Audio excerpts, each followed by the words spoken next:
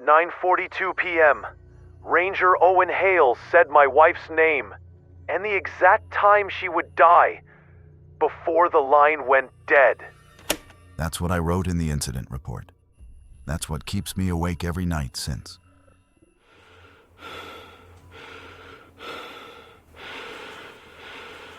It started like any other shift in the Appalachian Forest Reserve.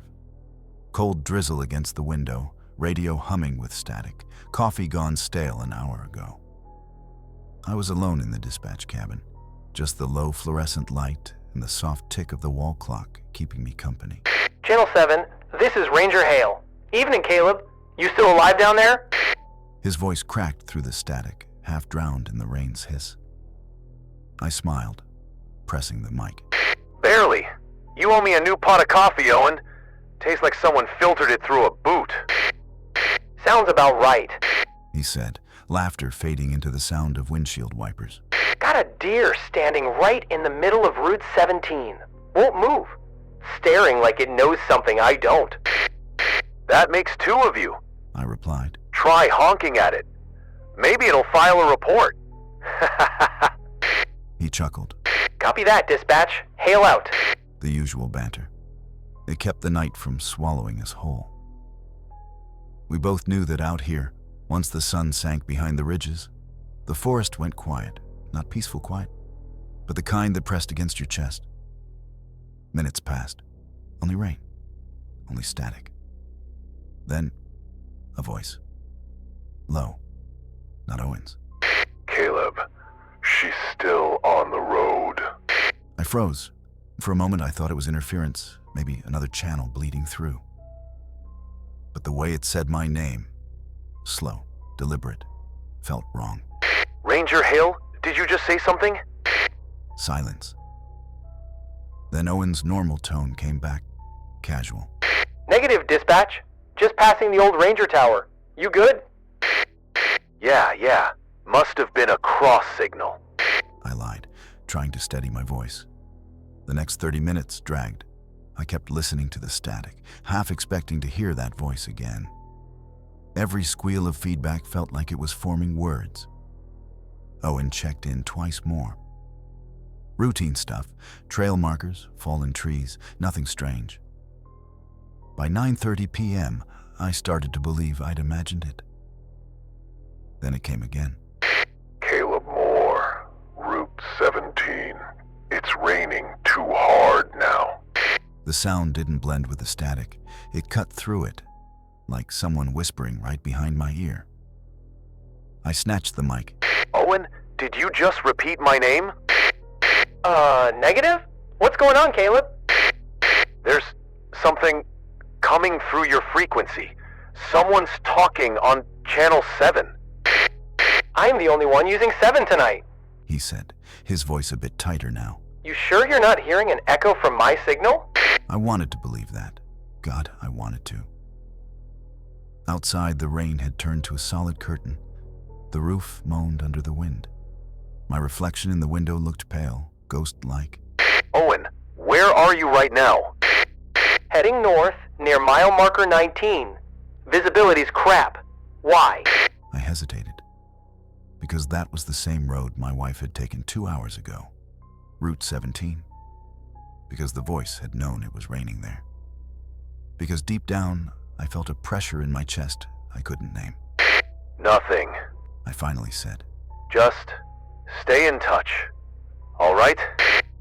Copy that, dispatch. Static, then silence. I leaned back, rubbed my temples, listening to the rhythmic patter of rain. Maybe I was overtired. Maybe it was just the storm messing with frequencies. But then, a soft crackle. Sophie's in the back seat. My daughter's name, whispered like a secret. My stomach dropped. I pressed the talk button, my hand trembling. Owen, stop talking. Who's on this channel? No answer. Only the low hum of interference, like breathing on the other end. And then, layered beneath it, the same distorted whisper, calm and almost tender. Caleb, she's on Route 17. It's raining. The words stretched and twisted through the static until the line snapped back to silence.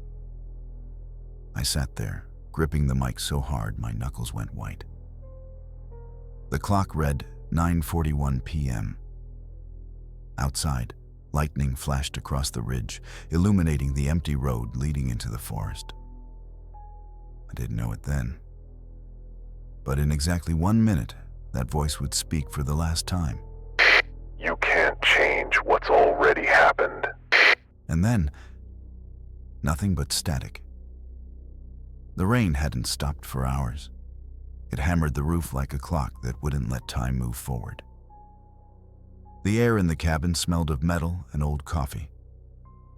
I kept the headset on, tracing the static, trying to believe it was just a storm messing with the channel. At 10:07 p.m., Ranger Hale came through again. Normal, steady, familiar. Channel 7, Hale here. Caleb, you still upright down there? Still breathing. I said, forcing a chuckle. Static's been weird tonight. Yeah, this ridge loves to chew signals. You coming in clear now? Crystal. I hesitated. Hey, Owen. Earlier, did you say my kid's name? Pause. No, why? Thought I heard it in the background. He laughed lightly. Man, you need sleep. Too many ghost stories. I smiled, though it didn't reach my eyes. Copy that. Keep your check-ins coming. For the next 20 minutes, the line stayed clean. Owen's calm reports about fallen branches and fog thick as milk. Routine. Normal. Safe. Until 10:28 p.m. Seatbelt. Headlights. She's...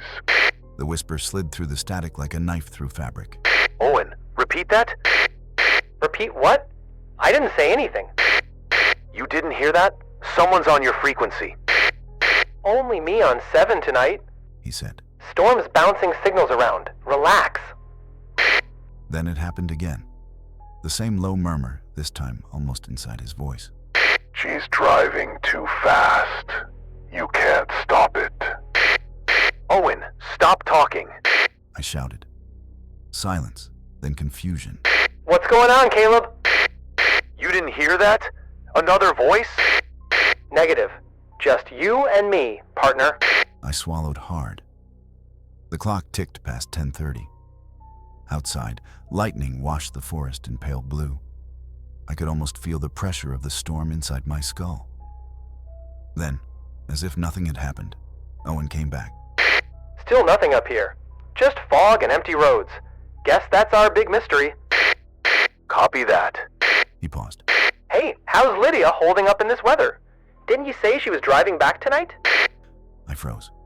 I hadn't told him that. Not today. Not ever over radio. Owen, how do you know she's on the road? Silence. Then a trembling breath through the line. Because he said... Wait, did I just say that? And beneath his voice came a slow, dragging sound, like metal sliding over gravel. The lights are too close now. Too close. Owen! I yelled. Pull over! Now! Caleb, what are you... Too late. A sharp screech tore through the headset, metal on metal, then nothing. I stared at the console, my heart pounding so hard I could hear it in the wiring. Static hissed, alive, constant. Owen, respond! Ranger Hale, respond! Nothing, just rain. Then faintly, a sound beneath the noise. Not a voice, not at first. Just the rhythmic hiss of breath. And then, almost a whisper. You can't change what's already happened. I sat frozen, headset still on. Radio lights blinking steady green, connected, alive, working perfectly. But Channel 7 stayed silent. The storm broke sometime after midnight, leaving the air heavy and strange, like the world had just exhaled. The forest outside was quiet again. Too quiet. I was still sitting there, headset on, fingers locked around the microphone. The radio light blinked green, connected, alive.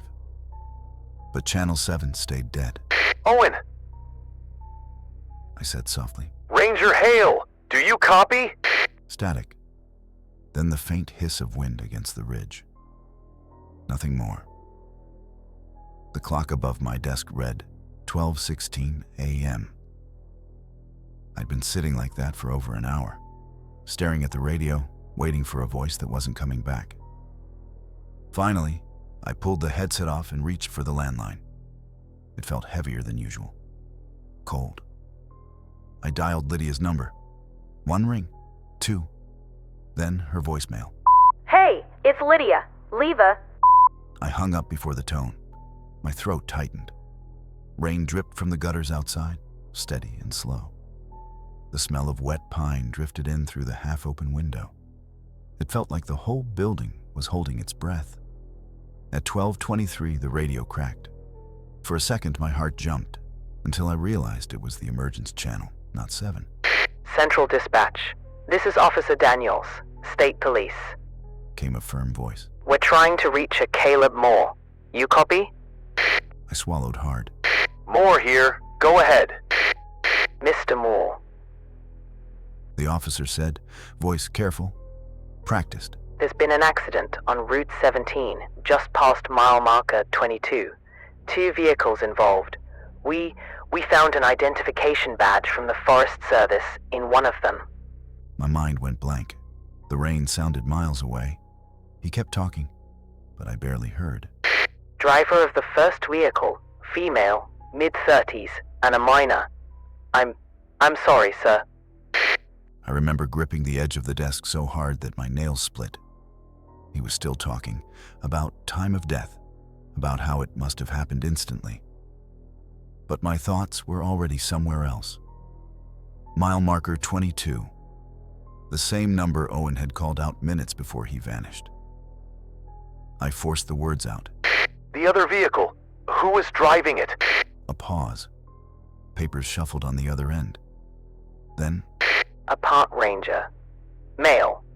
His vehicle matches the description from your unit. We're confirming ID, but his radio was still transmitting when we arrived. I couldn't speak. Static filled the cabin again. My headset still lying on the desk, whispering softly. The officer's voice faded into the distance. I stared at the radio. The channel light flickered once, then twice, then stayed steady green. And under the static, barely audible, a voice. Not distorted now, calm, familiar. Caleb. She said your name before it went dark. I couldn't move. The line went silent. Outside, the last drops of rain slid off the roof and hit the mud like quiet footsteps. By morning, rescue teams found Owen's truck crumpled into the side of a small silver sedan. The collision had torn through both vehicles, the Ranger's headlights still glowing weakly against the broken guardrail. Inside the patrol truck, the radio was intact. It was still on.